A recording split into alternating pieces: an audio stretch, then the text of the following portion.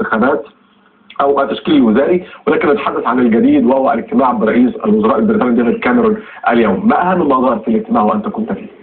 الحقيقة رئيس الحكومة البريطانية ديفيد كاميرون في الزيارة الطارئة اللي ما كانش معلن عنها اللي قبلها بشكل بسيط، وإن هو مش هيقابل جماعة الإخوان المسلمين بشكل قطعي قبل ما يتم الزيارة، وده اللي حصل فعلا.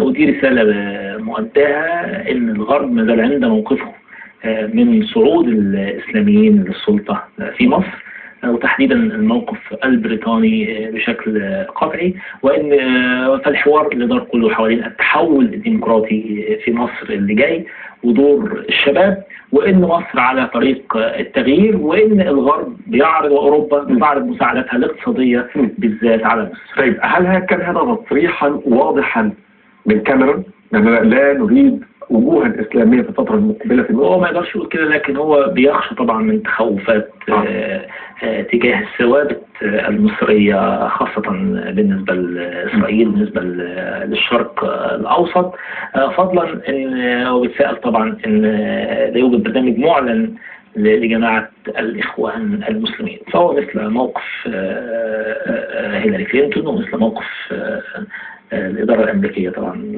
بصفة. طب كيف كان تعليقهم على التحول نحو الديمقراطية في مصر؟ هم بيعتقدوا إن ده شيء إيجابي، وإن في خطوات الأرض الآن.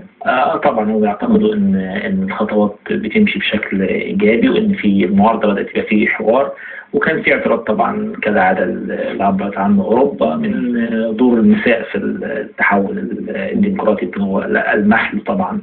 وركز كمان على إشكالية خطيرة اللي هي فكرة ضمانات طبعا إنها تستمر، وإن ما يكونش فيه رجعة عن التحول الديمقراطي اللي حصل. خلينا أتحول إلى جزء آخر وهو التشكيل الوزاري.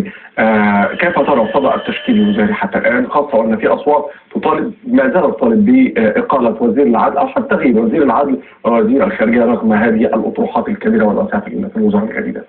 هي إلى الآن في طبعا تنافق كبير في الآراء.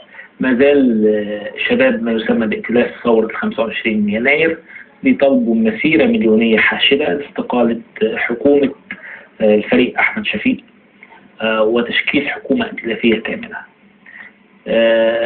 مجلس أعلى القوات المسلحة بيصر على عمل حكومة ائتلافية ببعض الوجوه مع الإبقاء على وزراء بعينهم. الحقيقة التشكيلة يمكن دخل فيها بعض رموز المعارضة.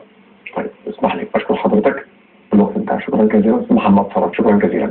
والمشاهدين يتحول لموجز له مؤخرا بإبقاء معنا.